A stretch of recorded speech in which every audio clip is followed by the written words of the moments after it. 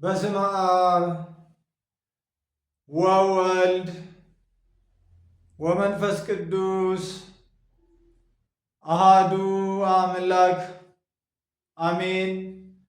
የተወደዳችሁ የእግዚአብሔር ቤተሰቦች፣ በዓለም ዙሪያ የምትገኙ የማይቶት ሚዲያ ተከታታዮች እንደምን ከረማችሁ?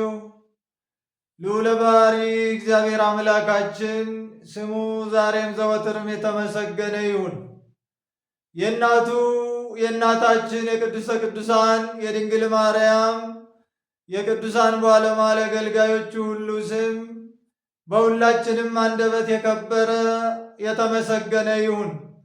እንደ እግዚአብሔር አምላካችን ቅዱስ ፈቃድ የምንማማርበት የትምህርታችን ርዕስ በከተማይቱ ሁሉ የሞት ድንጋጤ ነበርና የሚል ይሆናል።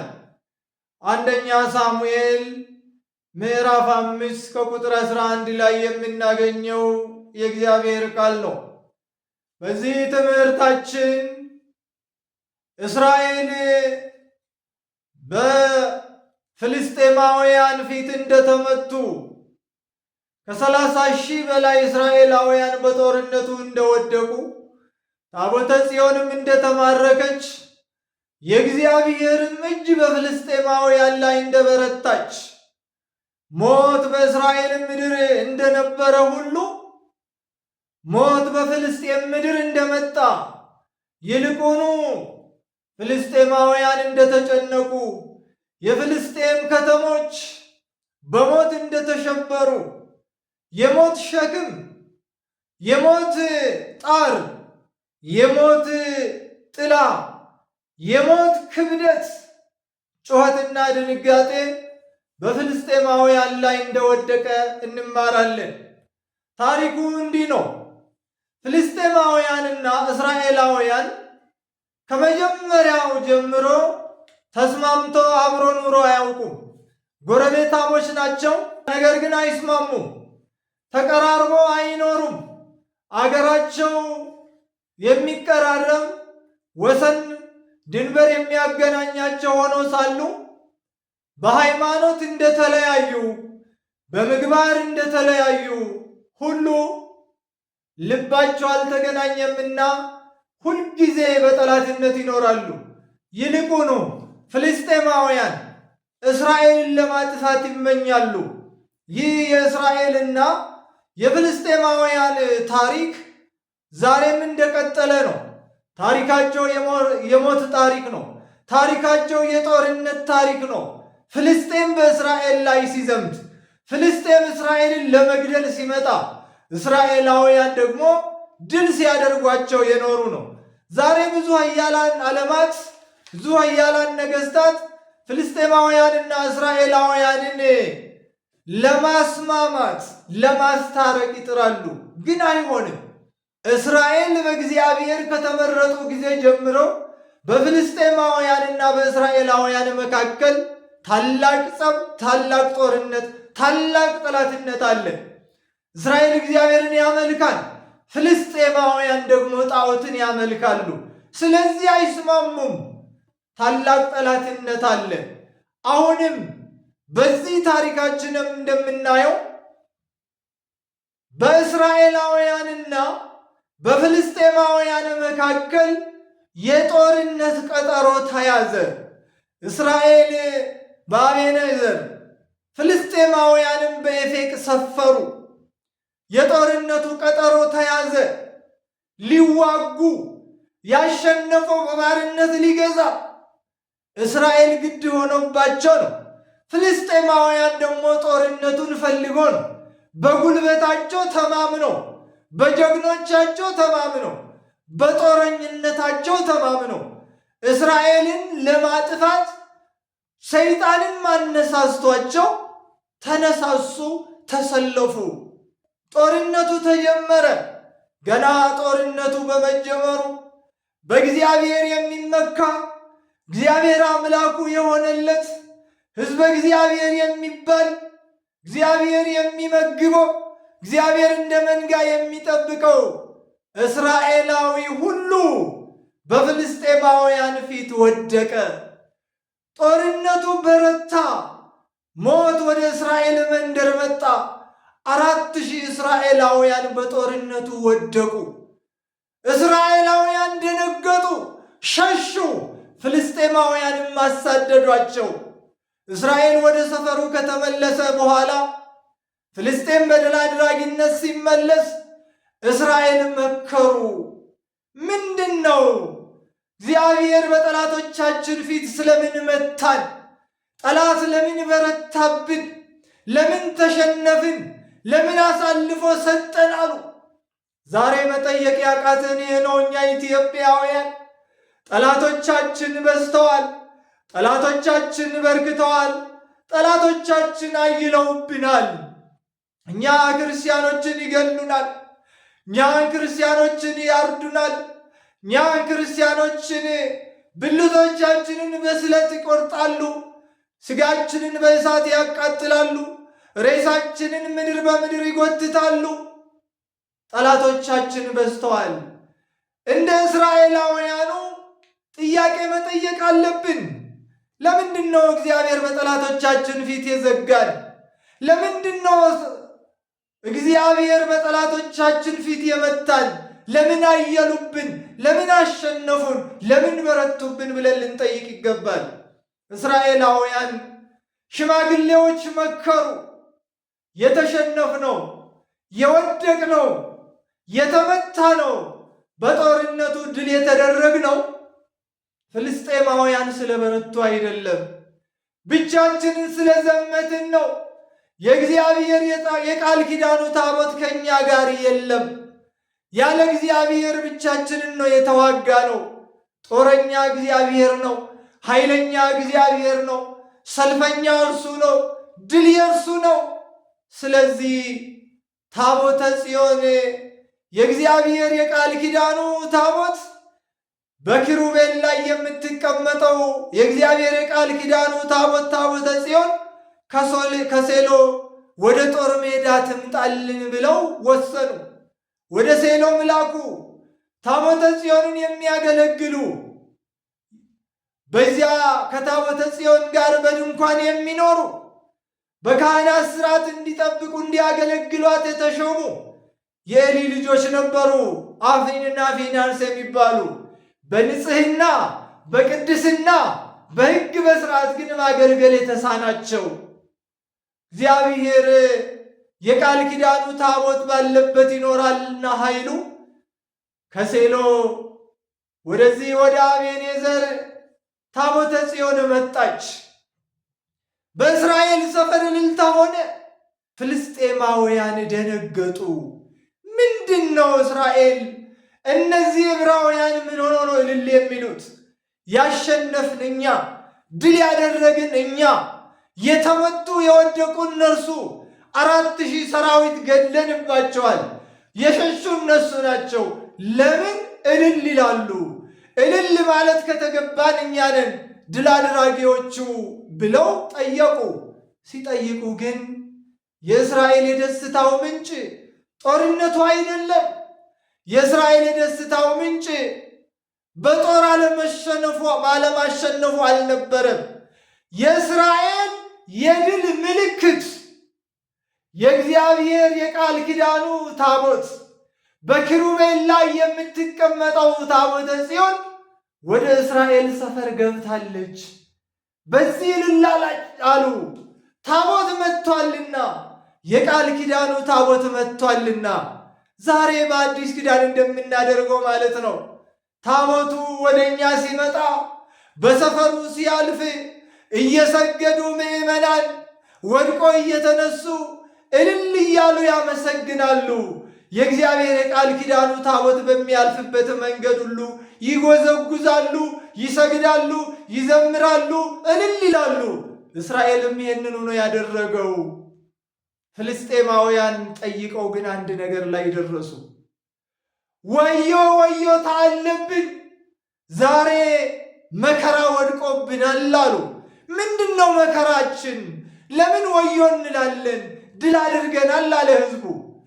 ምስጢሩን ያወቁ የፍልስጤማውያን መሪዎች በእስራኤል መንደር በእስራኤል ሰፈር እልልታ ደስታ የሆነው ጥንት ግብፃውያንን ድል ያደረገ ጠላቶቻቸውን ሁሉ ከፊቱ የሚመታ መና ከሰማይ አውርዶ የመገበ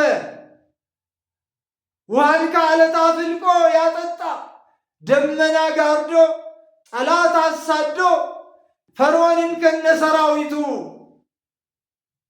በማዕበል በባህር ያሰጠመ ግብፅን በ10 መቅሰፍት የመታ የእስራኤል አምላክ እግዚአብሔር ወደ ሰፈር መጥቷልና ወዮልን አሉ። ልብ በሉ ምእመናን፣ እግዚአብሔርን የማያውቁ እግዚአብሔርን የማያመልኩ የእግዚአብሔርን ሕግ የማይጠብቁ አረማውያን ቢኖሩም እንኳ የእግዚአብሔርን ክንዱን ያውቁታል። እንደሚደቁስ እንደሚያጠፋ በመከራ እንደሚዘጋ ከመከራም እንደሚያድን በጦርነት ኃያል እንደሆነ ክንዱ የማትዝል እስራኤልን ከግብፅ ባርነት በተዘረጋች እጅ በበረታች ክንድ ነፃ እንዳወጣ ያውቃሉና ወዮልን አሉ። እግዚአብሔር ወደ ሰፈር መጣ አሉ። እኛ ክርስቲያኖች፣ እኛ የእግዚአብሔር ወዳጆች፣ እኛ እግዚአብሔርን የምናምን እግዚአብሔር ወደ ሰፈር መጣ ሲሉን እንደ እስራኤል እልል እንላለን። አሕዛብ ግን ወዮ ወዮታ አለብን ይላሉ። እግዚአብሔርን ይፈራሉና ፍጥሮ ነው፣ እግዚአብሔርን የማይፈራ የለም። ስለዚህ ፍልስጤማውያን ምን እናድርግ? ብንሸሽም አሉ ብንሸሽም ከእስራኤላውያን አምላክ ማምለጥ አይቻለንም። ስለዚህ እንዋጋ፣ እነዚህ ዕብራውያን እንዳይማርኩን፣ እንዳይገሉን፣ ድል እንዳያደርጉን። ይህን ካደረጉ ለዘላለም በባርነት ይይዙናልና ፍልስጤማዊ ሆይ በርታ፣ እስከ ሞት ድረስ ተጋደል፣ እንዳትሸነፍ እንዳትሸሽ ብለው መሪዎቻቸው ወሰኑ፣ አበረታቱ። ጦርነቱ ተጀመረ። ታቦተ ጽዮንም ወደ ጦርነቱ መጣች። እስራኤል በድል አድራጊነት መንፈስ፣ ፍልስጤማውያን ደግሞ በአልሞት ባይ ተጋዳይነት ጦርነቱ ተጀመረ። አፍታም ሳይቆዩ አሁንም እስራኤላውያን ተመቱ። ከቀድሞ ይልቅ አሁን ብዙ እስራኤላዊ ወደቀ። 30,000 እግረኛ ጦር ታጨደ፣ ተረፈረፈ፣ ሞት አለቀ። ይባስ ብለው ፍልስጤማውያን በርትተው የእግዚአብሔርን የቃል ኪዳኑን ታቦተ ጽዮንን ማረኳት። እስራኤልም ሸሸ። የእግዚአብሔርን የቃል ኪዳኑን ታቦት ተሸክሞ ማርኳት እስራኤልን ድል አድርገው ፍልስጤማውያን ወደ ከተማቸው ወደ አዛጦን ተመለሱ። ፍልስጤማውያን 5 ከተሞች አሏቸው። ጋዛ፣ አዛጦን፣ አስቀሎና፣ ጌትና አቃሮን የሚባሉ ከተሞች አሏቸው። ታላላቅ ከተሞች። ታላቋ ከተማቸው ወደ ሆነችው ወደ አዛጦን ታቦተ ጽዮንን ወስደው በዚያ የሚያመልኩት የሚሰግዱለት ጣዖት ነበራቸውና ዳጎን የሚባል ወደዚያ አስገብተው ታቦተ ጽዮንን በዚያ አደረጉ። አምላካችን ብለው ዳጎንን ያመልኩታል። የሰው ቅርጽ ነው። ድንጋይ አለዝበው እንጨት ጠርቦ የሚሰሩት የእጃቸው ሥራ ነው።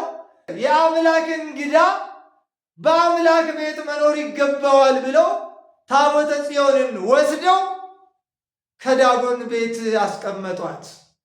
ጠዋት ለአምልኮ ሲመጡ ዳጎን በጽዮን ፊት በመድረኩ ላይ በግንባሩ ፍግም ብለው ወድቆ፣ ታቦተ ጽዮን ግን በክብር ተቀምጣ አዩአት።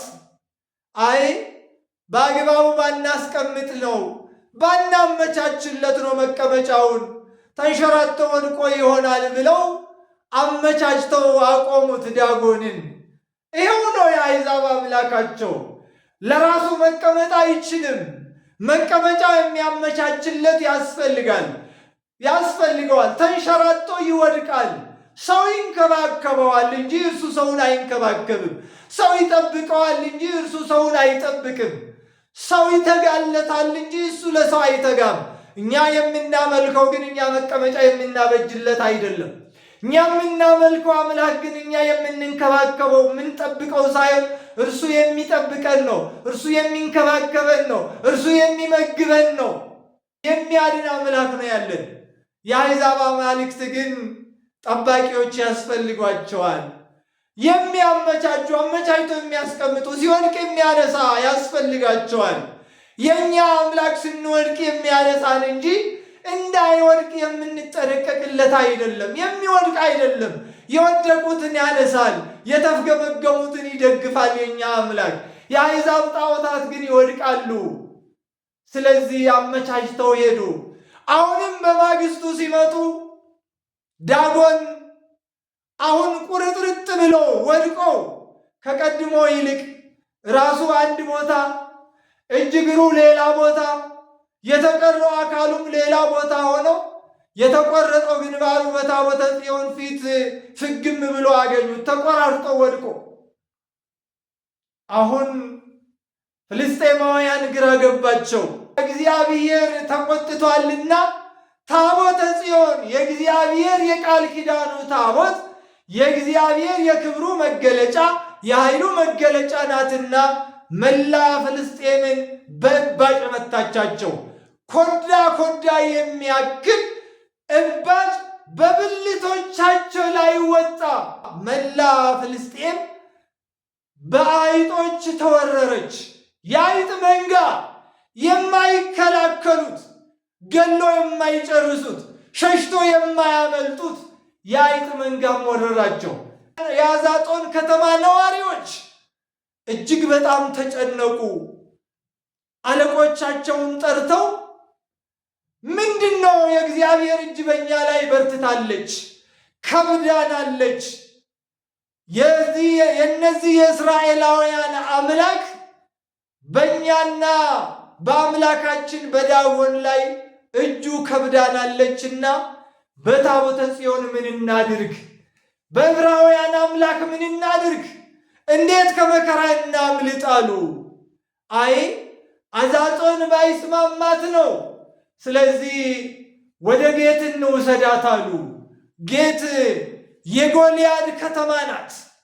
የኃያላን የታላላቆቹ ፍልስጤማውያን የሚመኩባት የጀግኖች ብለው የሚያምኑ ከተማ ናትና በዚያ ትሸነፋለች ብለው ታቦተ ጽዮንን ወደ ጌት ወሰዷት።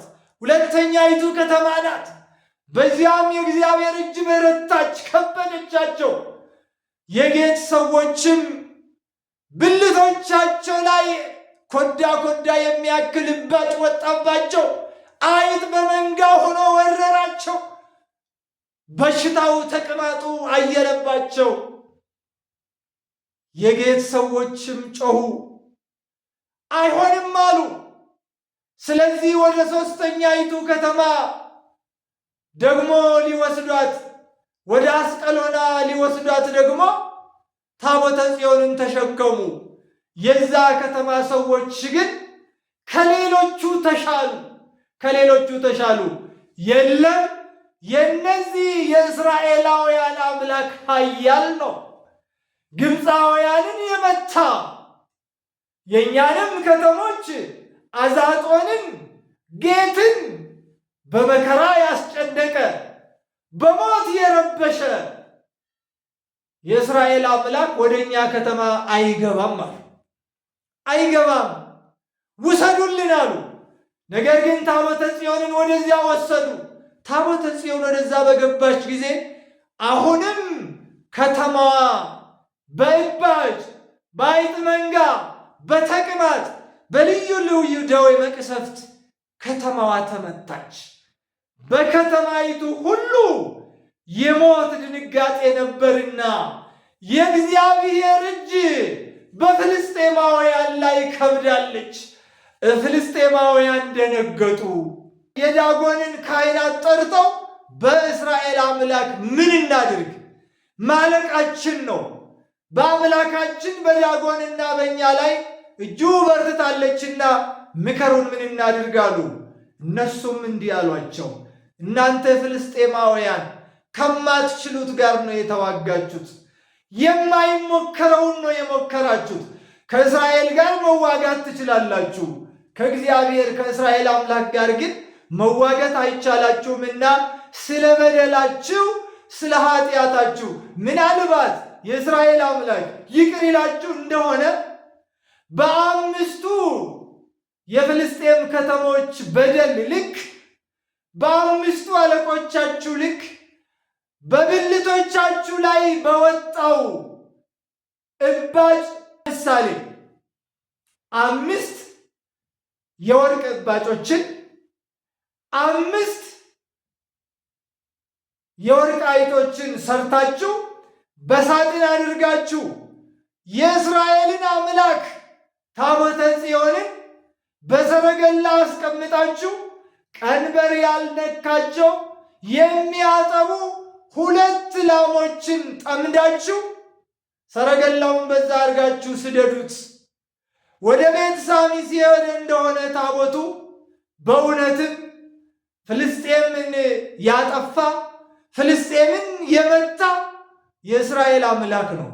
ወደ ሌላ ቦታ የሄደ እንደሆነ ግን ይህ መከራ በሌላ ነገር መጣብን እንጂ እግዚአብሔር አልመታንም፣ በዚህ ታውቃላችኋል። ስለዚህ በብልቶቻቸው ላይ በወጣው እባጭ ምሳሌ ከተሞቻቸውን ሀገራቸውን በወረሩት አይጦች ምሳሌ 5 የወርቅ እባጭ 5 የወርቅ እባብ አድርገው ታቦተ ጽዮንን በሰረገላ በላሞቹ አድርገው ለቀቋቸው። ጥጆቻቸውን አስረው ወደ ቤት አስገብቶ አስሮባቸው ያን ጊዜ ሲለቀቁ ላሞቹ ፋነኑ፣ እምቧ እምቧ እያሉ ወደ ቤት ሳሚስ ገሰገሱ። ታቦተ ጽዮን እስራኤላውያን ወዳለበት አደረሱና ቆሙ ላሞቹ። እስራኤላውያንም ካህናቱ ቀርቦ ታቦተ ጽዮንን ከሰረገላው አውርዶ ላሞቹን አርዶ አወራርዶ በዚያው በሰረገላው ፍንጨት ፈልጠው መስዋዕት ለእግዚአብሔር አቀረቡ። በፍልስጤምም ላይ የወረደው መዓት ተነሳ። ፍልስጤማውያንም ዳኑ። ታቦቱ የሚደርስበትን እስከሚያዩ ድረስ ፍልስጤማውያን በደንበር ቆመው ይመለከቱ ነበር። የተወደዳችሁ የእግዚአብሔር ቤተሰቦች በከተማይቱ ሁሉ የሞት ድንጋጤ ሆነ። በየት ከተማ? መጀመሪያ በእስራኤል ከተማ በፍልስጤማውያን ተመቱ። 4000 እስራኤላውያን ወደቁ። ይህ በከተማይቱ የሞት ድንጋጤ። ሁለተኛ ታቦተ ጽዮን ተማረከች። 30,000 እስራኤላውያን ወደቁ። በእስራኤል ከተማ የሞት ድንጋጤ ሆነ። ከዚያም በፊት ታቦተ ጽዮን ወደ እስራኤል ሰፈር በመጣች ጊዜ በእስራኤል እልልታ፣ ደስታ፣ ግርግርታ ሆነ። በፍልስጤማውያን ዘንድ ዋይታ ሆነ። በከተማይቱ ሁሉ በፍልስጤም ከተማ የሞት ዋይታ ሆነ፣ የሞት ድንጋጤ ሆነ። በኋላ ደግሞ ታቦተ ጽዮንን ማርከው ፍልስጤማውያን በወሰዱ ጊዜ ፍልስጤማውያን በማረኳት ጊዜ ታቦተ ጽዮን በተወሰደችባቸው 3ቱ የፍልስጤም ከተሞች በከተሞቹ ሁሉ የሞት ድንጋጤ ሆነ። በፍልስጤማውያን ላይ ብልቶቻቸው አበጡ፣ ኮዳ ኮዳ የሚያክል የአይጥ መንጋ አስጨነቃቸው። ሞት በረታባቸው። ፍርሃት፣ ድንጋጤ፣ ሞት በደጃቸው አደባ። ብዙ ፍልስጤማውያን በጦርነት አልወደቁም ነበር፣ በታቦተ ጽዮን በእግዚአብሔር ተዋጊነት ግን ወደቁ። የእግዚአብሔር ቤተሰቦች ዛሬ በእስራኤላውያን ላይ የሆነ ውድቀት፣ በእስራኤል ላይ የደረሰው መቅሰፍት በእኛም ላይ ደርሷል። በፍልስጤም ከተሞች የነበረው የሞት ድንጋጤ ሁሉ በኢትዮጵያ ከተሞች ሁሉ ሆነ። ዛሬ መላ ሀገራችን በጦርነት ትታመሳለች። መላ ሕዝባችን በረሃብ እየወደቀ ነው። መላ ሕዝባችን በበሽታ እየተገረፈ ነው። ይልቁኑ ደግሞ ኦርቶዶክሳውያን እየታረዱ ነው። በሃይማኖታቸው ምክንያት የሰማዕታት ደም እንደ ክረምት ጎርፍ እየጎረፈ ነው። ሕፃናት አንገታቸው እየተቀላ ነው። አረጋውያን እየታረዱ ነው። የሰዎች ብልት እየተቆረጠ ነው። ሕዋሳቶቻቸው በስለት እየተቆራረጡ ነው። ሰው እንደ በግ እየታረደ ነው። የትኛው የኢትዮጵያ ከተማ ነው የሞት ድንጋጤ የሌለበት? የትኛው የኢትዮጵያ ከተማ ነው ሞት ሐዘን የሌለበት? የትኛው የኢትዮጵያ ከተማ ነው ሰላም ያለበት? ዛሬ እወድቅ ነገ እወድቅ፣ ሁሉም ሐዘን ላይ ነው። ሁሉም ደንግጦ ነው ያለው። ወገኖቼ እኛ በክርስቲያን ሀገር ቀርቶ በአሕዛብ ሀገር ያልሰማ ነው። ሰው ሲበለት፣ ሰው ሆዱ ሲቀደድ በሴንጢ በጩቤ በስለት፣ ሰው አንገቱ ሲቆረጥ፣ ምናልባት ሲቀላ ሌላ ሀገር ሰምተን ይሆናል። ሲታረድ ግን አላየንም። ሕዋሳቱ ብልቶቹ ሲቀነጣጠሱ በሮማውያን ቄሳሮች ዘመን ነው ያየነው። ዛሬ ኢትዮጵያውያን ቄሳሮች ሆነዋል። እንደ ሮማውያን በወገኖቻቸው ላይ ተነስቷል። እነዛ አረማውያን ነበሩ፣ እነዛ አላውያን ነበሩ።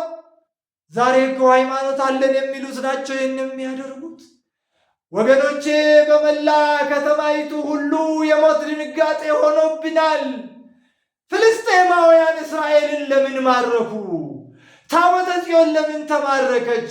በውኑ እግዚአብሔር ኃይል አጥቶ ነውን? አይደለም፣ በሕዝቡ ኃጢአት ነው።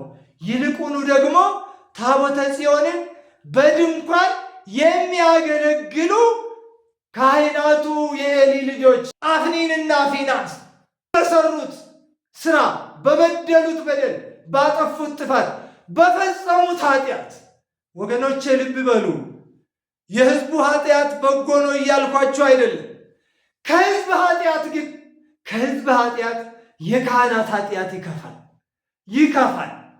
ካህናት፣ ጉቦ የምትቀበሉ ካህናት፣ ዘር የምትቆጥሩ በተለይ ሊቃነ ጳጳሳት፣ ዘረኞች የሆናችሁ ሊቃነ ጳጳሳት፣ ዘረኞች የሆናችሁ ካህናት፣ ጉቦ የምትበሉ፣ ጽላት የምትሸጡ፣ ቤተ ክርስቲያንን የተዳፈራችሁ የእናንተ ኃጢአት በከተማይቱ የሞት ድንጋጤ ያመጣል። ታቦተ ጽዮን የተማረከችው እስራኤል ድል የተደረገው በአፍኒንና በፊናስ ኃጢአት ምክንያት ነው። 3 ታላላቅ ኃጢአቶችን ሰርተዋል። አንዱ ዝሙት ነው። ሌላው ስርዓት መጣስ ነው፣ አባቶች የሰሩትን ሕግ መጣስ። 3ኛው መስዋዕተ እግዚአብሔርን መብላት ነው፣ ስርቆት ነው፣ እግዚአብሔርን መዳፈር። ዛሬ እግዚአብሔርን እንደ ጓደኛው ያላየ ካህን አለ? እግዚአብሔር እንደ ጓደኛው ያልተመለከተ ዲያቆን አለ? እንደው ምናልባት ጳጳሳቱ ከእግዚአብሔር በላይ የሆኑ የመሰላቸው ጳጳሳት አይኖሩንም ብላችሁ ታስባላችሁ? ምዕመናንን በጥይት የሚያስገድሉ በምዕመናን ደም ላይ ተረማምደው የተሾሙ ጳጳሳት ያለባት ሀገር ናት እኮ ከተማይቱ። በዚህች ከተማ እንዴት የሞት ድንጋጤ አይሆንም? እንዴት ደም አይፈስም? እንዴት ሕፃናት አይታረዱ? እንዴት ሰው አይሰቀል? እንዴት ሬሳ አይቃጠል? የካህናት ኃጢአት በከተማችን ሁሉ የሞት ድንጋጤ አለ። እንመለስ፣ እግዚአብሔር እንማጸን። ከአሕዛብ አነስን እኮ። ፍልስጤማውያን ከተማቸው የሞት ድንጋጤ ቢወርስ፣ ከተሞቻቸው በሞት ቢወረሩ፣ መከራ ቢበዛባቸው የእግዚአብሔር እጅ ቢከብድባቸው ፍልስጤማውያን መሥዋዕት አቅርቦ ታቦተ ጽዮንን በክብር ወደ ሀገሩ መለሱት። ግዴላችሁ እኛም እንመለስ፣ ንስሐ እንግባ፣ እግዚአብሔርን እንማፀን፣ ስለ በደላችን እግዚአብሔርን እንለማመጥ። በስልጣን ያላችሁ ጳጳሳቱ፣ ሊቃነ ጳጳሳቱ በየስልጣን ክህነታችሁ ደረጃና ማዕረግ በክህነት የምታገለግሉ ግዴላችሁም ተመለሱ፣ እግዚአብሔርን ይቅርታ ለምኑ። በእኛ በደል ሀገር እንዳትጠፋ ሕዝቡን እንድትመሩ በሥጋው ላይ የተሾማችሁ በቤተ መንግሥት የምታገለግሉ በየስልጣን ተዋረዳችሁ ወደ እግዚአብሔር ተመለሱ፣ ይቅርታን ጠይቁ። እግዚአብሔር እናንተንም ጳጳሳቱንም መንጋውን የዘነጉትን እንደ ፍልስጤማውያኑ ብልቶቻችሁን በእባጭ ቤቶቻችሁንና አደባባዮቻችሁን በአይጦች መሙላት በሞት መንደራችሁን ማስጨነቅ አቅቶት አይደለም። ስለዚህ ወደ እግዚአብሔር እንመለስ። እግዚአብሔር ይቅር ባይ ነው። ይቅርታ ያደርግልን ዘንድ እናንተም ልቡናችሁን ለይቅርታ አዘጋጁ። እግዚአብሔር አምላካችን ወደ እርሱ ተመልሰን ምሕረቱን እንድንጠይቅ እንድንለምነው ፈቃዱ ነው፣ ይቅር ባይም ነው። ዛሬ የምትከበረው ታቦተ ጽዮን ፍልስጤማውያን ማርኳት 7 ወር ሙሉ ፍልስጤምን አስጨንቃ ከተማዎቻቸውን የሞት ከተማ አድርጋ ከ7 ወራት በኋላ በድል አድራጊነት ታቦተ ጽዮን የተመለሰችበት ነው። በእኛ በኢትዮጵያውያን ደግሞ በዓሉ ብዙ ነው። ታቦተ ጽዮን ወደ አክሱም የገባችበት ነው፣ ወደ ኢትዮጵያ የመጣችበት። ዛሬ የምናከብረው በዓላችን ኅዳር ጽዮን አንደኛ የነፃነት የድል አድራጊነት፣ ጣዖት የደቀቀበት የተሸነፈበት፣ አሕዛብ ያፈሩበት፣ አማኞች ደግሞ የተደሰቱበት፣ እግዚአብሔር ኃይሉን የገለጠበት ነው። አንድም ታቦተ ጽዮን ወደ ኢትዮጵያ የመጣችበት የእግዚአብሔር በረከት፣ የእግዚአብሔር ቸርነት፣ መንግሥት፣ ክህነት ወደ ኢትዮጵያ የመጣበት ስለሆነ የድል በዓል ቅዳሴ ቤቱም ዛሬው ነው። ስለዚህ የድል በዓላችን ነውና እግዚአብሔር አምላካችን በሕግ በአምልኮ ወደ እርሱ ቀርበን ጥንተ ጠላታችን ዲያብሎስን ድል አድርገን ድል ለነሱ የተዘጋጀችውን መንግሥቱን እንድንወርስ የአምላካችን ፈቃድ ይሆንልን። ይቆየን።